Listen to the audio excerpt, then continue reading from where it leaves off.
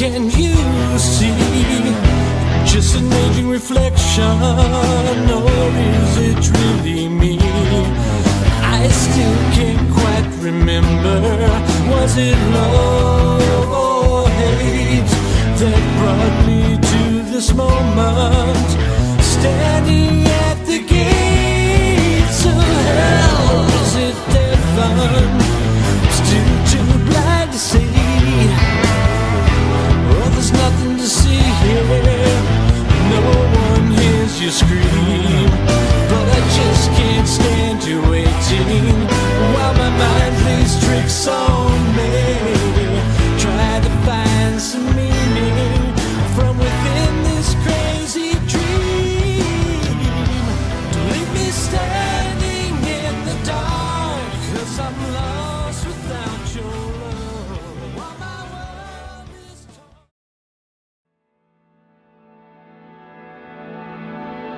Get the album that has the music industry talking.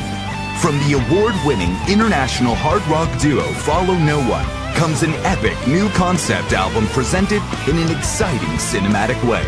Go to faiththealbum.com for this one-of-a-kind album experience now.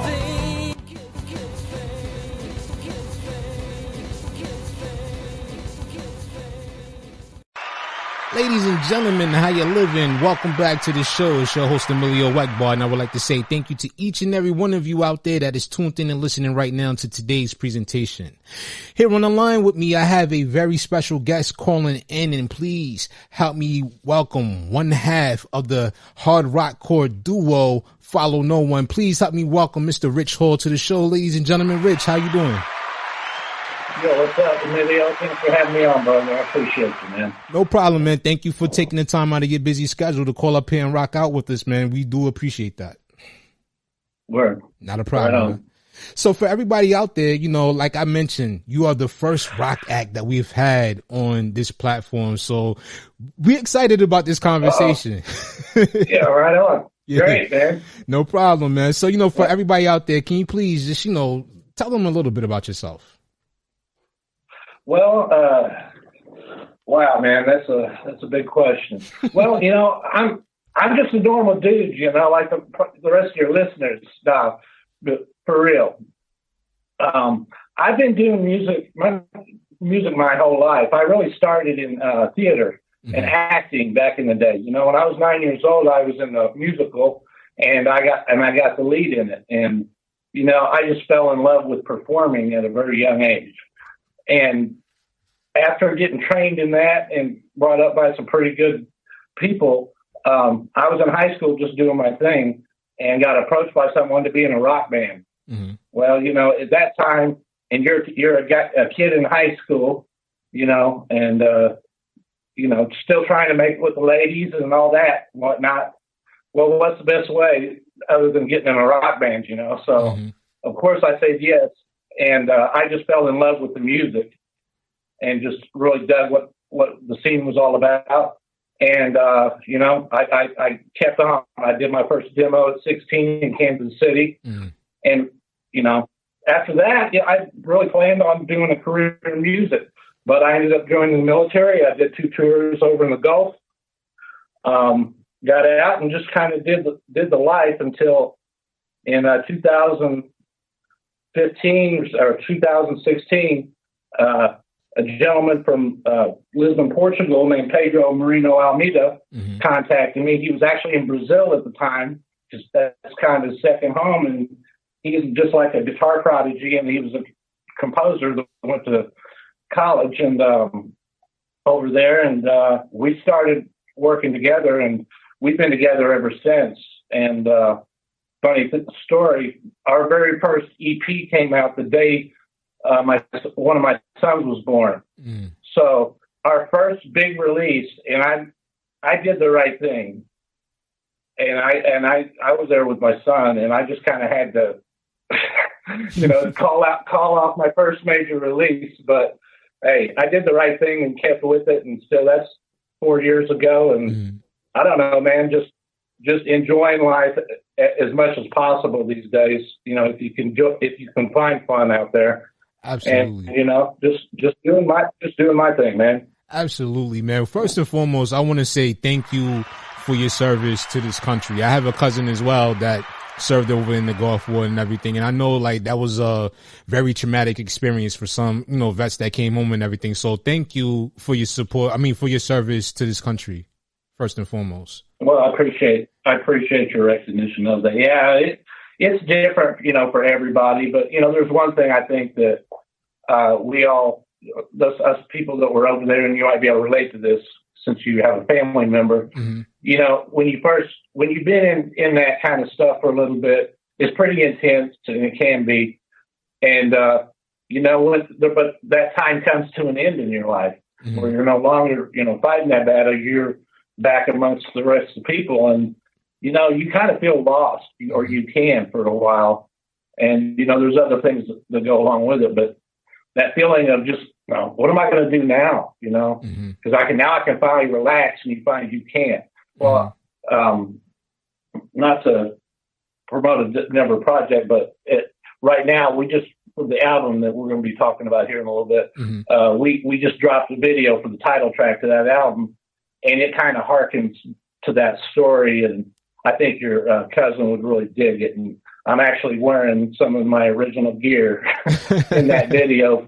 But as a civilian, man, just, hitching it around the country and stuff in that video. And it kind of takes some people back. If you got any other members of your audience that were in the military, you'll be able to relate to that video in a great way, I think. Oh yeah, that's something I'm going to send my cousin after this because I want to see how he feels about it. Because not the one that served over in the Gulf, but I also have a cousin that just recently served 2 tours in Iraq. So I come from a military based family, even though I myself didn't serve. So I'm pretty sure that's going to be one that he would definitely become a fan of, being the fact that you guys share similar experiences with your service in the military. Yeah, and you know what, really, you asked about who am I? That's, musicians and guys on radio and, actor, whatever, When people look at this business that we're in from the outside looking in, it looks a lot more glamorous than it is, guys. Mm-hmm. It's just like we're just regular dudes doing our thing on a daily basis, just like you do. Mm-hmm. And as a matter of fact, what you probably do for a living, most people, is probably a lot more difficult than what I do. Because you know what? It's the old saying, anything's easy if you know how to do it. Right.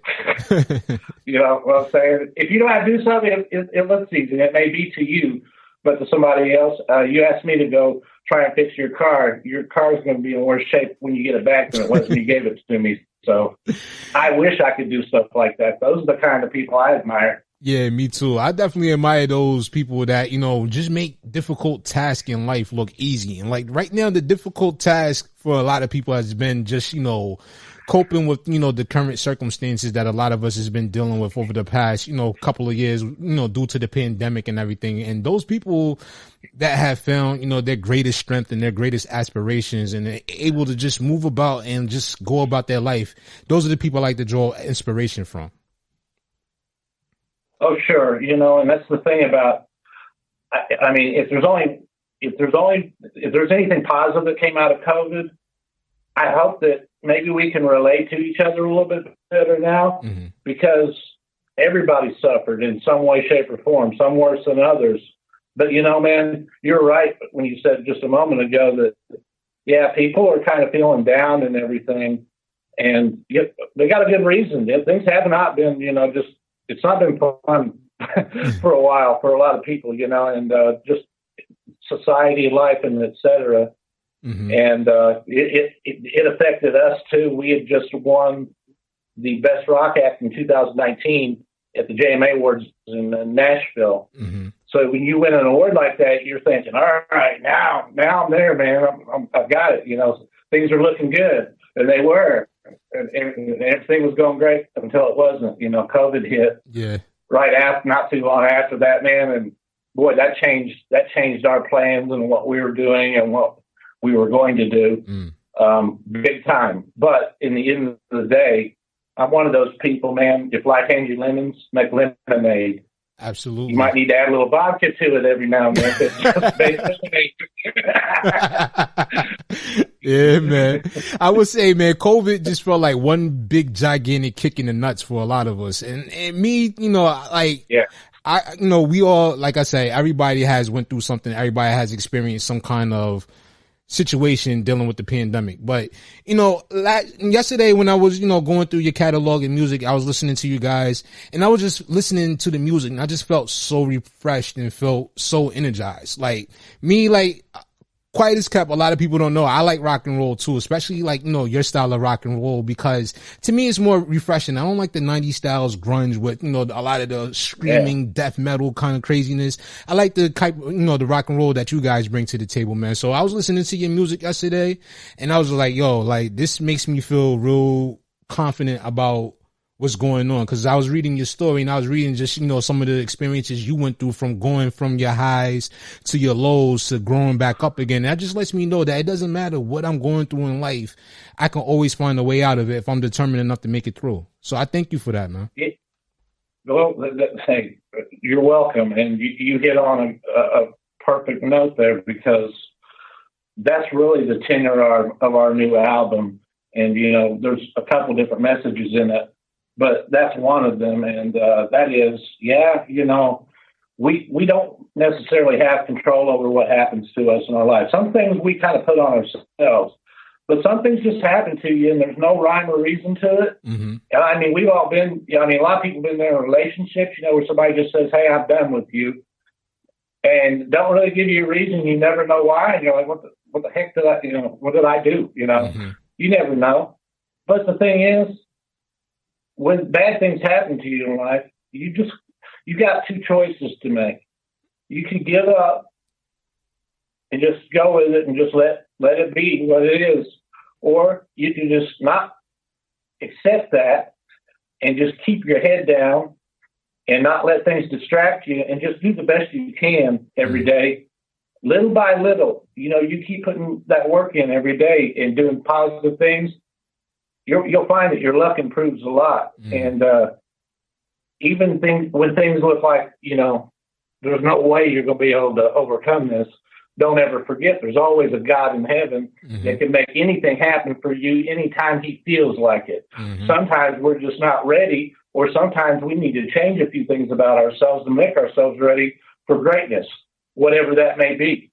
Greatness is defined by people in many different ways. And the greatest people in our society, are working in nursing homes, or working in schools, hospitals, fire department, and wherever. So greatness is defined in many ways, but we all have something that we can be great at and achieve, but we can't give up. What true. Other choice do you have? What other choice do you have? You do know what that other choice is, but it's not a good one. Yeah. And we all want to leave a mark on this world. And for me, I want it to be a positive one. And I want to make it that the people that knew me would say one thing about me, and that is, yeah, man, he was an uplifting person, and he was somebody I could count on. If they can say that about me, that is my greatness. Man. Right? So.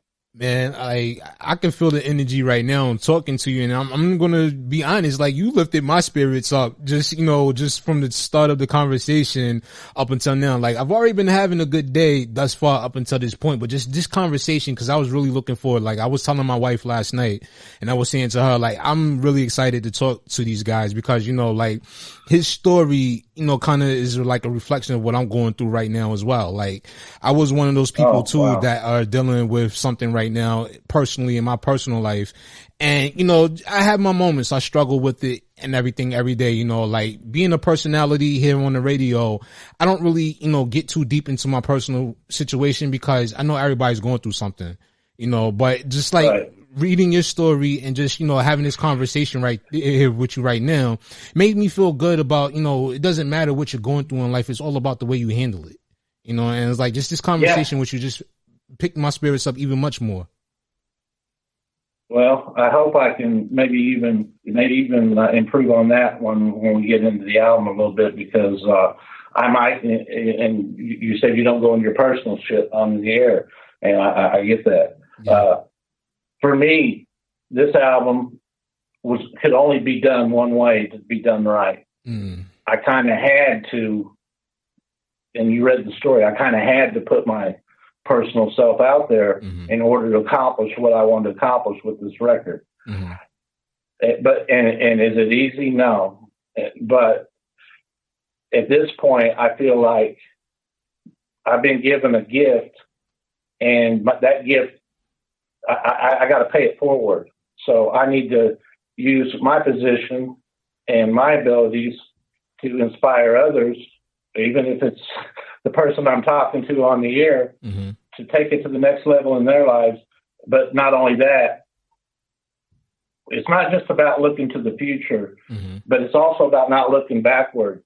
And what I mean by that is that we all have something that can get us, I don't know how to put it. There's those temptations and those things that aren't good for us in our past, or maybe in our life presently, we know we need rid of. And when you get rid of those things, and sometimes those things are even people, unfortunately, but when you do that, you got to be careful that you don't let that same stuff that you left behind. Now, when everything gets good, you let it back into your life. What do you think is going to happen? Is your life going to get better? No, it's going to start gravitating back to that stuff. And that's what we got to guard against. Just throwing that out there. I agree. I know. So you don't expect to hear stuff like this from somebody that's a rocker.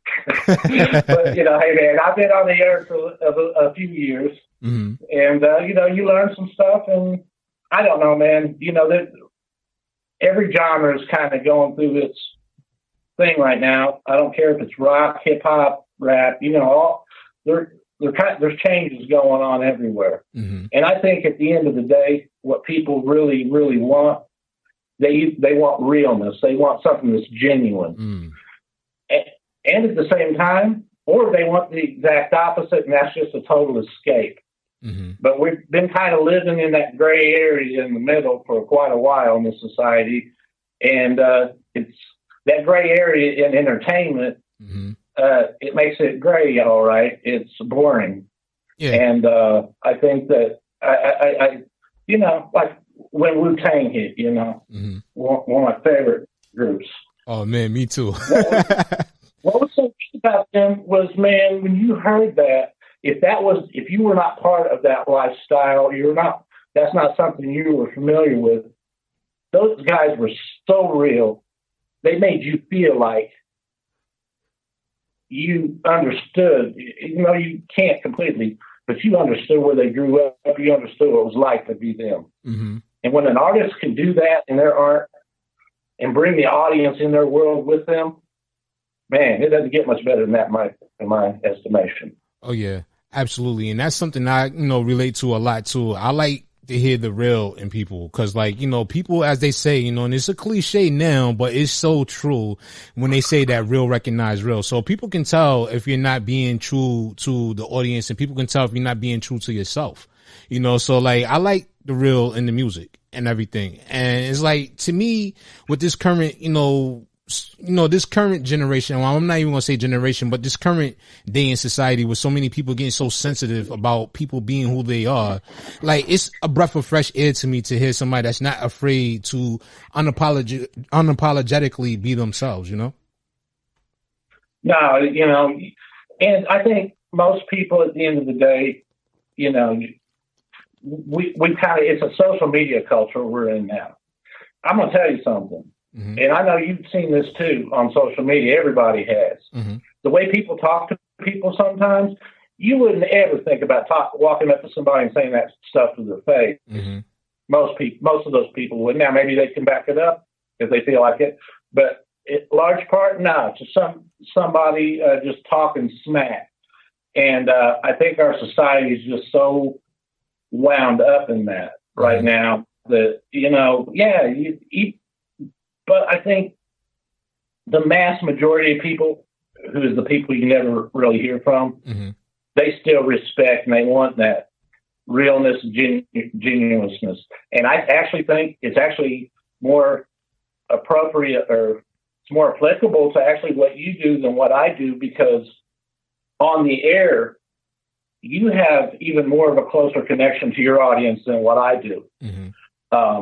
And yeah, if they stick with you for a while and they perceive you to be a certain way, and that wasn't a real way, and that was just an act, they're going to know pretty quick, and you know what? They're going to tune out because it's almost like you lied to them. You know what I mean? You know what I'm saying? In a way, it's like you ain't really that person. Yeah. And you know, I think we've all had somebody in our lives that we've idolized to a certain degree. And then we found out who they really were, and then we were like, man, how was I ever that, you know, not, how'd that guy fool me? Yeah. I mean, that happens a lot with politicians.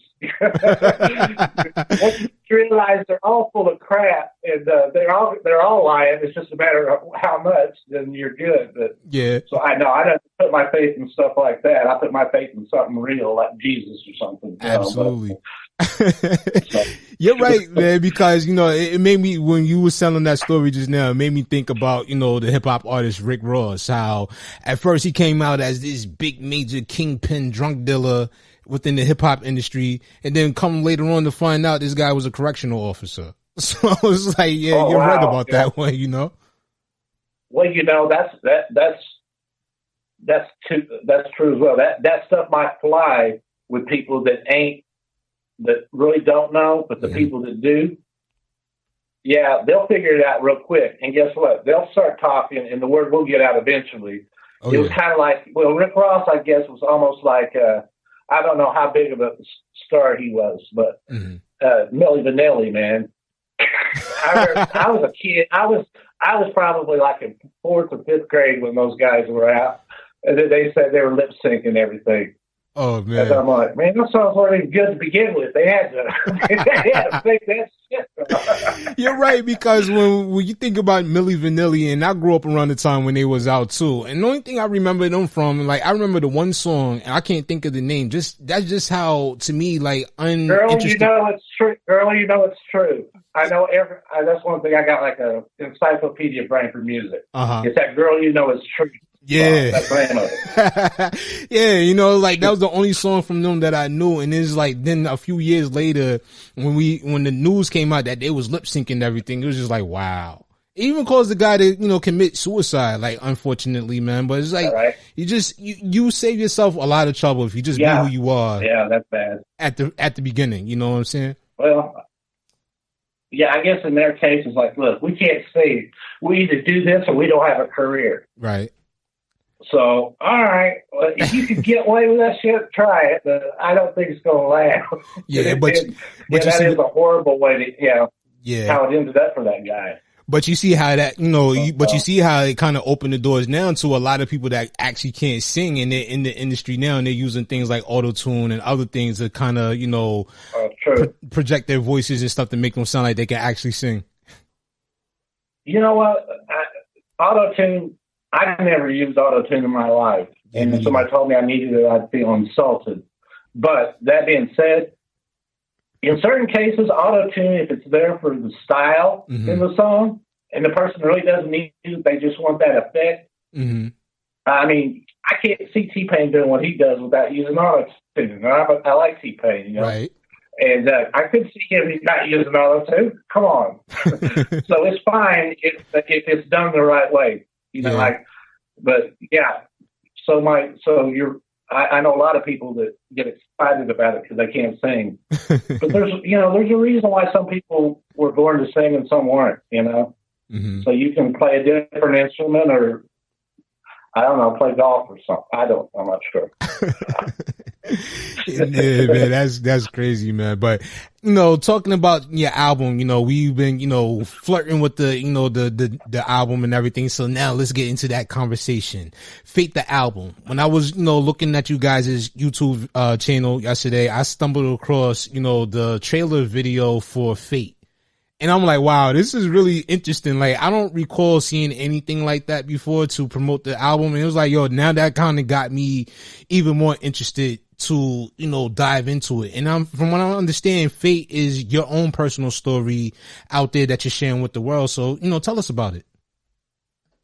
Yeah, I'm glad you like that trailer. Yeah, it's kind of like it almost looks like it's very cinematic. It looks like something you'd see before a movie, quite honestly. And the album, that's kind of what we were going for, is that we wanted an album that not only has great music on it, but has other content that gives it a movie or like a TV episode type feel, to where, you know, when you hit play, it starts the story and it follows through until a climactic ending and a great epic finale. But that trailer we're talking about starts with an image of me laying in blood on a floor, and that's where the album starts. In 2015, I had been on a self-destructive path for about 5 years, and it ended up with me on an emergency room table in a VA hospital in Illinois, and then basically pronouncing me dead because both the blood vessels in my throat blew out and I bled to death practically. Wow. Obviously, I didn't die. God intervened. Thank God for that. Thank God I'm here. But what preceded that was in 2000, you know, we talked about a little bit of my background earlier. Well, you know, I got to be pretty successful in my career. I was working in finance for a design build company. We built buildings and et cetera.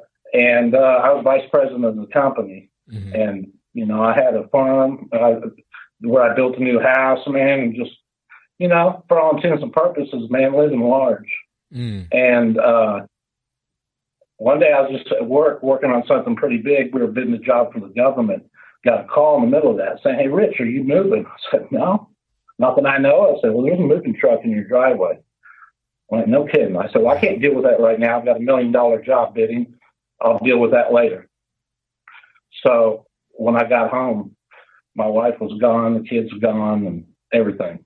Wow. And, you know, I just did what a lot of people do, like, "Oh my God, what just happened?" You know, I was in shock, basically.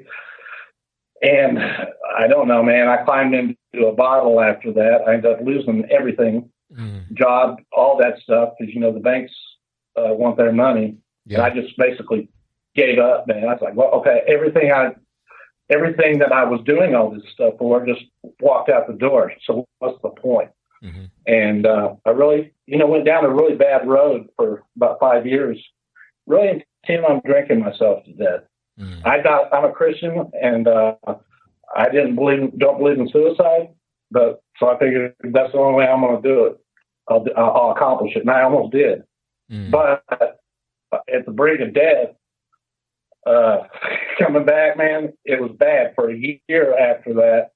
I couldn't walk very good. I had no balance. Couldn't remember any. My brain got scrambled as a result of it because I was without oxygen for a while, and I had to learn how to do a lot of stuff again. And you know, I couldn't even remember my kids' birthdays and stuff, and just stuff like that. You know, and it was a pretty rough road back. You know, and also going through DTs from, you know, going from drinking, you know, 2 bottles of wine or a fifth of liquor or whatever I drank that day to all that to cold turkey, nothing ever again, which I have never drank again. Thank you. Yep. You know, it ain't been easy, but, you know, I struggled back, man. And when I got, one day I just said, all right, I threw everything I had, which I could fit it all in one car at this point. Drove to Kansas City, and then returned back into music, started my demo, and was just doing great. And right in the middle of that project, the engineer and the owner of the studio had a dispute, and the engineer left. But the problem was he left with my music. So I'm back, but I ain't back. And things are just, I'm like, Lord, you know, come on, man. And you know what's funny? Within that week, I got an email from a guy who just found me through a search or something on the internet. And he goes, you don't know me? He goes, I'm a composer and a guitarist from lives in Portugal, and I saw you, and I want to know if you want to work on a song. So I was like, okay, well, it turned out to be Pedro. So, divine providence, maybe it will work. Yeah, or fate is one they have, call it, brought us together, man, and we've been rocking ever since. And this album deals with me losing everything, and it shows how I made my way back in hopefully an inspiring way. But also, even on the way back, it shows, hey, it's not perfect. You're going to have your ups and downs. And there's a scene on the album. I hired voice actors from around the world to play different parts on the album. I play myself, but you'll actually, if you're listening to it, you'll actually hear scenes like you would hear in a movie. There's no video because it's, audio, but you close your eyes. We try to make it as realistic as possible to recreate some of the scenes that happened or events that happened in the course of the story. We tried to recreate those from real life and include those on the album in a cinematic way, just to add to the impact and just make the album a better album altogether. Try to do something that, hey, I'm not going to say this is the first time this has ever been done, but I don't know too many albums that have employed this method to a presentation. And I think that the audience will really, really enjoy it. Even if you're not a huge rock and roll fan, our style is pretty, we're, like you said earlier, we're we're melodic. You can understand what I say in my words. You can, there's a lot of vocals going on, and because of our backgrounds, I borrow from, I don't want to say borrow is a bad word. I don't do that, but I draw from, just my background in jazz, rock. I even employ some other techniques that are in other genres. And so does Pedro, to make our music as, to make it ours, to make it us. And if you listen to much of our music, you'll know that there's no two songs that sound alike, completely. We venture out into quite a few different styles and things just to keep it exciting for the audience. And the album does that as well in a pretty dramatic way. So, and fun way in some portions of it. Now, let me ask you, and this is something, like listening to you tell the story about fate and, giving us an inside look to exactly what it's based on. Let me ask you, what felt better to you? And I'm pretty sure this is going to be an obvious answer for anybody else out there that's listening as well. But what felt better to you, being at that $1 million job, or, the road to recovery to be back to where you are stronger than ever? You know what? That's not an easy answer. I know what you're expecting me to say right now. Man, I lost a lot, and it wasn't just in financial things. But I will say this.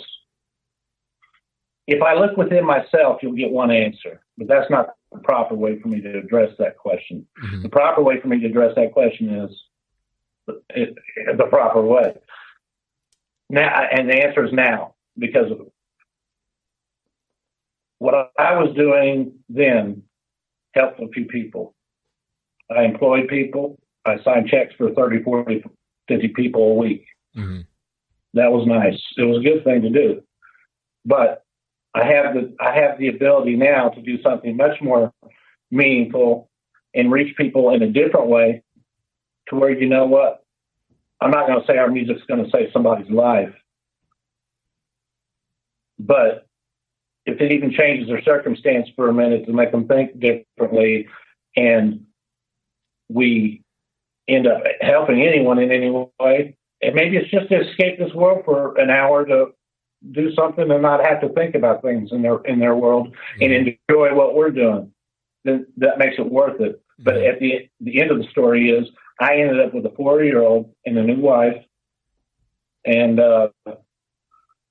I wouldn't go backwards a half a second because I've got a new son, and my kids, and you'll find in the album, my kids mean more to me than anything in this world. So it kind of starts and stops with them. So I have to answer, even taking away and everything into consideration now because of my ability to help others. And, I did some things in my rehab too that assisted, that was part of my rehab. Wasn't just a physical one. It was a spiritual one too. And I volunteered in a nursing home for a while and ended up preaching there, believe it or not. You might be able to believe it after listening to me ramble so long, but but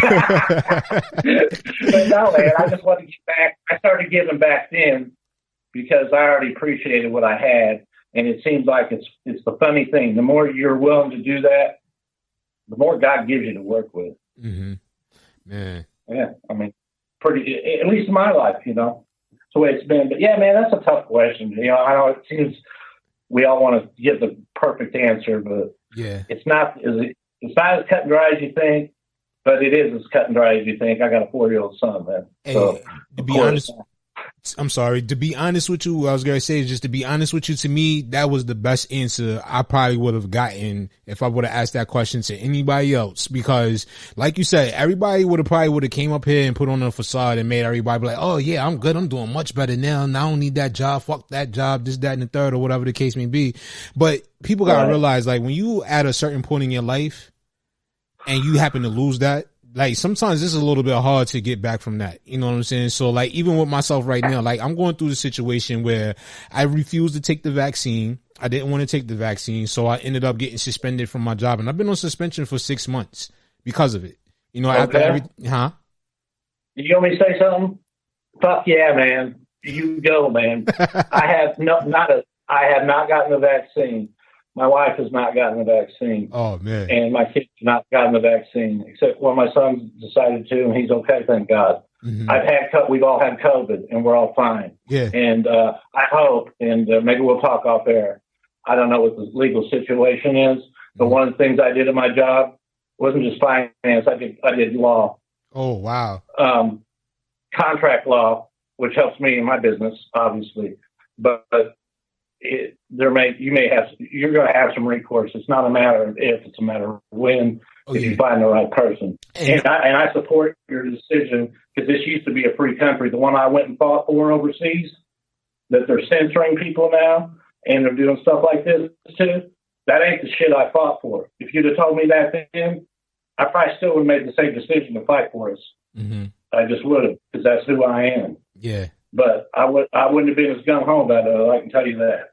Man, thank you so much, man. That means a lot to me, because a lot of people, ridicule us, people that decided not to take it. And a lot of us got placed on suspension.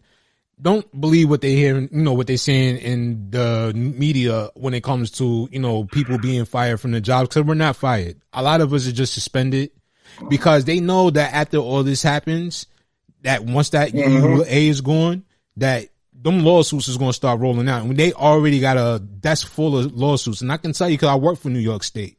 So when it comes down to it, they got a whole lot of lawsuits on their hands that they're trying to figure a way to get from underneath of, and they're not going to be able to. So like, man, I got so many friends in New York that got out of New York. I don't know, that's probably, that's what's sad. New York, I worked in Manhattan back in the day. I did a project for Citibank. Okay. And, New York, man, this is when Giuliani was mayor and whatever. And, it was, you had your good and bad things to say about him, people did. But overall, man, New York was still the greatest city in the world. And I talk to my friends now that are still there, and a lot of them have left. Say, man, I don't even recognize this place anymore. Yeah. I don't know if you feel that way. I do. But, yeah, I mean, it's sad, and I think that's got a lot. That's kind of stuff you're talking about. It's got people down, and for good reason. And you're sticking to your guns and doing what you got to do. And I'm sure that is not making it easy on you in any way, shape, or form, especially financially.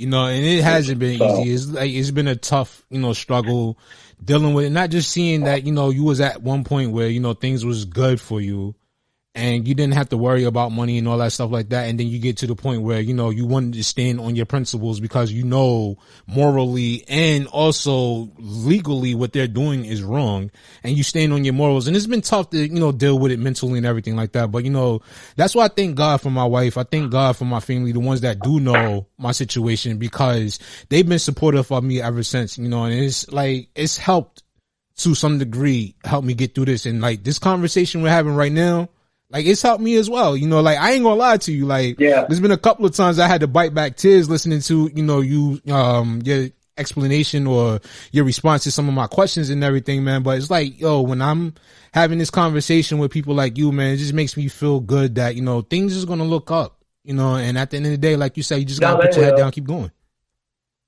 Yeah, you do. And, you know, hopefully it's going to be one of those kind of deals where, and this is the way this country used to be, and it should be now, and that is, you're suffering a little bit right now, but at some point somebody's going to recognize what happened to you and others like you, and go, you know what, guys, we messed up, man. We got to make this right. Mm-hmm.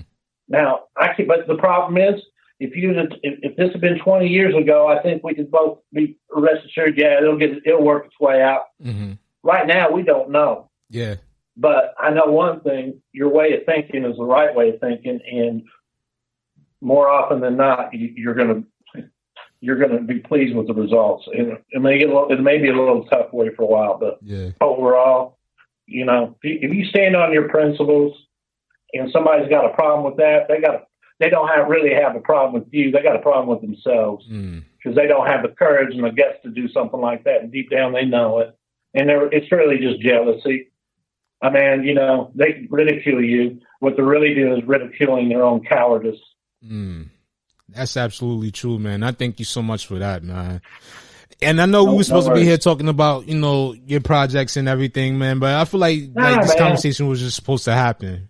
Yeah, it does. Hey, you know, and that people tune in to your show to hear things real. I have a feeling more often than not. Mm-hmm.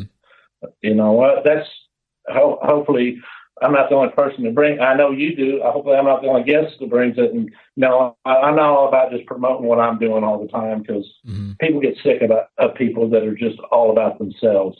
If you don't have time to think about somebody else for half a second, then you know what, man, just take a look in the mirror and reevaluate your life.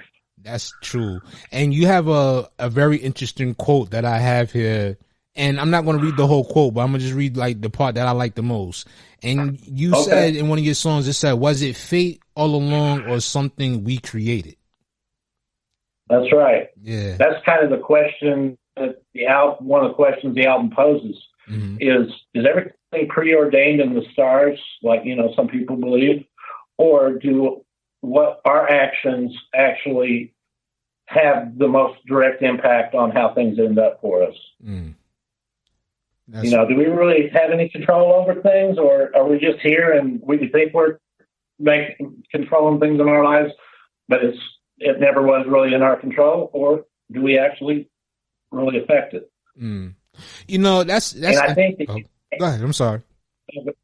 Well, the answer to that question, I'll give a hint to the audience. The answer to that question is, if you're just looking at as how it applies to you as the answer, then you're not going to get the right answer. That's true. That's true. Yeah, because you can extend that to, well, if it doesn't matter for me, then it doesn't matter for me to do good for others or to do bad for them, to do bad to them either, because it's all going to work out the same way anyway. Yeah. Wow. Yeah, and there's two schools of thought there, man. That's a rhetorical question. Yeah. And it's crazy because, like, the way I was going to answer it was, you know, I feel as though, like, sometimes we create problems ourselves based off of our emotions or the way we perceive things.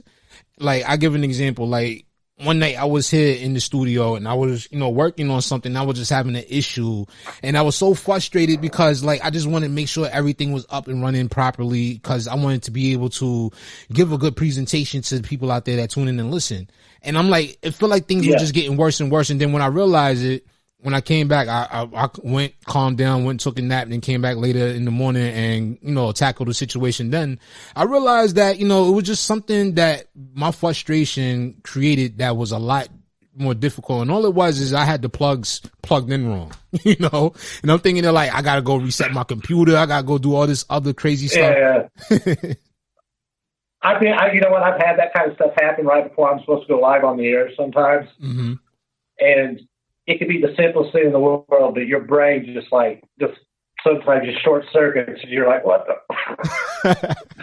I hate that. That's the worst feeling in the world. Oh yeah. Sometimes, but no, man. Oh man, that day I ain't gonna lie to you. That day I almost should have bowling ball. I was just that angry with the situation. Then I calmed down a little bit, came back tomorrow morning, and then I was like, you know what? Let me see if I can handle this situation myself. And then it comes to find out it was just I didn't have my cables connected right. So, yeah.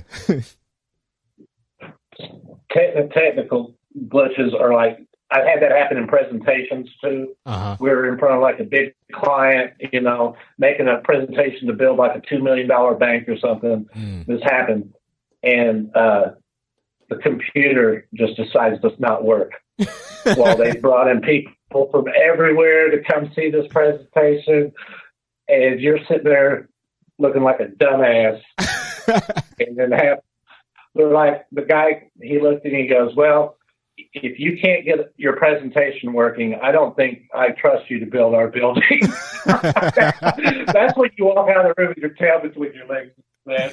Yeah, that happened to me this morning too. Like during the morning, I was doing my morning show this morning and I was going to a song, and just in the middle of the song while it's playing, my computer decided it wanted to reboot itself live while I was on the air. Windows update or something. One of those one of those updates that say it gave you 5 seconds to decline it, and you didn't have to see it. It just yeah, and it kicked me all the way out of my computer. But the good thing about it is I was like, you know what, this happened, so just laugh it off, make a joke about it, and just go on. And people started even tuning in even more so after that. So yeah. You know what though? Actually, if you had technical glitches on your show all the time and stuff went wrong, and you got mad and started yelling at people on the air, people listen. You probably get a lot more people because people love it. People love it's like people driving by a car wreck. They can't help but look, and people just want to know what's going to happen next. On the radio. And I'm one of those few. Well, not few, because there's a lot of people like that. But as far as people, my favorite medium is still radio. Mm-hmm. I mean, I don't know. Spotify and all that. I know a lot of podcasts are cool. Mm-hmm. I'm not talking about radio and podcasts, because this gives some realness to what I do that people are never going to get by just finding a song I did on Spotify. Mm-hmm. You know what I mean? There's more. I get more of a connection with my audience if they come to the show that they've heard me on like this than I do if they just randomly find me on our website or something like that. So, I'm just kind of, I guess, kissing your ass a little bit, saying I appreciate, what you're doing and stuff. Because, hey, rock and roll, you said I'm the first rock guest you've had on. Well, New York used to be all rock back in the day. Yeah. Not anymore. It's just things have changed. But I think people are getting back into it a little bit as the genre starts to get better again. It kind of went through that you referenced the period that I agree was not maybe the best period for rock music. And I think rock music as a result lost a lot of fans because kids want to be, and that's what drives popular music, no matter what the top genre is. Man, kids want to be where it's cool, and they want to be where it's fun. They don't want to. They ain't trying to be worried about stuff that's too serious all the effing time. Mm-hmm. Now they can dig stuff like that, but if that's the only thing you've got to get to offer, no, man, they tune in to hip hop people because guess what? They're having more fun, and they're cooler anyway. You know, that kind of stuff. And really, that's where it led. You know, but the revolving door, right? That with that one, being said, is even now. So like, I don't even really listen to too much hip hop anymore because just like the message in it, to me, it just doesn't relate. Like maybe when I was a knucklehead, yeah, like the talking about gang banging, shoot 'em up and all that kind of craziness. Okay, cool. I would have listened to it back then, but now as I'm getting older, I'm like, nah, like this is not for me. I would rather go listen to something else, than to listen to, these guys continuously talk about the demise of each other. You know what I mean? Yeah, I think it's gotten a little too gratuitous. And in your case, sometimes, like you said earlier, in some cases, people just making shit up. Mm-hmm. And part of it is, a story is intriguing and compelling, maybe the first half dozen times.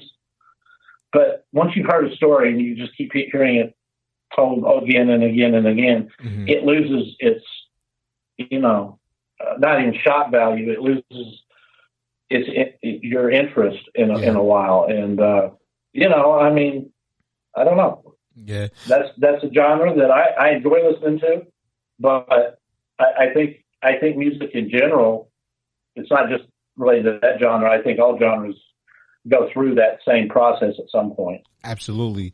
And, that's the beauty about music because, like it doesn't matter what genre you listen to, you're going to find some song within that genre that you're going to like. No matter if it's something that you listen to on a regular basis or not. Like, I don't like country music, but I will listen to certain songs that are country music because I like it. You know what I'm saying? So like, that's why I love music so much because it doesn't matter. Like somebody out there, it doesn't matter if they're in the same genre you represent. Somebody has a similar story to yours that you can relate to, and like we're displaying right now. Yeah. Well, a good song is a good song is a good song. And, the makings of a good song, you can tell, you'll see it appear in multiple genres because the song's strong enough. It doesn't matter what genre you put it in. Mm-hmm. It's good. So yeah, I'm not really the biggest country fan either, especially like what they refer to as pop country. I've never quite honestly been a fan, mm-hmm. but some of the country stuff, I guess older that you listen to, it almost has a blues vibe to it. And that is, it's very real music, if you know what I'm saying. Mm-hmm. People are talking about telling story. It's a storytelling type, more so storytelling kind of genre in some ways than most.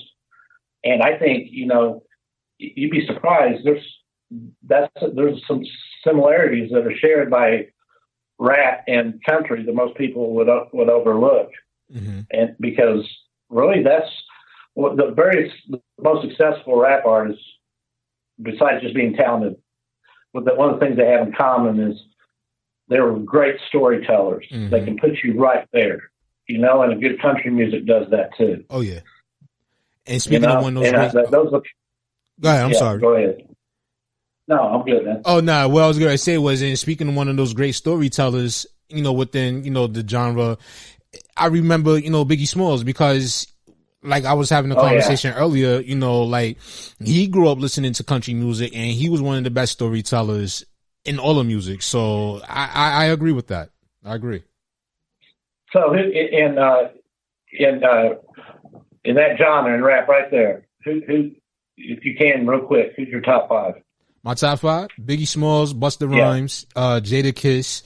I like let me see. I like Lloyd Banks, and then you said my top five, and one more person. Because I got so many people I can not just throw necessarily that order. Yeah, I know. Yeah. I know. I'm just saying, just off the top of your head. And Nas. Yeah. I'd have to say, man, go with the Woo for sure. Oh, yeah. But Diddy, Biggie, and I'm throwing Too Short in there. I like Too Short. No, Too Short. No, actually, Wu-Tang and Too Short, my top two. Yeah. And then down from that, I mean, just think if Biggie would have lasted longer. But that's a whole nother interview for about 5 segments. But then I got to go. The first album I ever bought with my own money was Run DMC. Oh, wow. My very first album I bought was The Cow by Method Man. It was Run DMC back in the day, man. I was in 5th grade and I bought it on cassette. Oh, man. And then my next album was Dawkins, a hard rock album, because I like that song from that Freddie movie, you know? They did. So, you know, hey, man, I like a lot of different stuff. But, yeah, those are my top 5. No doubt, man. Hey, it was a great conversation with you, man. I know we went way over our time, but it's like some conversations just worth it. Huh?